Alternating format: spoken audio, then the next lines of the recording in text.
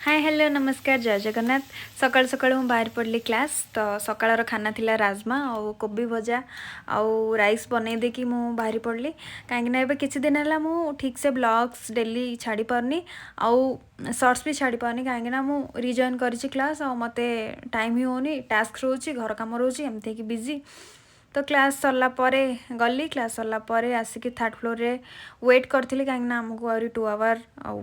गोटे next class थिला तो आसिलु नेक्स्ट क्लास पाई तो ये वेट करिछि स्कानिंग पाई तो तापरे पुणी 2 आवर क्लास सारी आमर पूरा कंप्लीट सारी की सब काम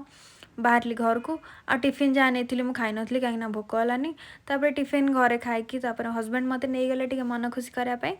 बाहर को स्नैक्स पाई तो ये फ्रेंच फ्राइज चीज बॉल्स एत सारा जिनस खाई पेट पूरी गला पुणी घर को आसलु देखु घर को आसला यहाँ आमर नुआ 2टा फैमिली मेम्बर होती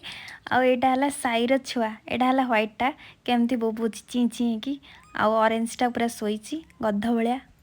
देखु जदि वीडियो भल लगी लाइक शेयर सब्सक्राइब करिए धन्यवाद।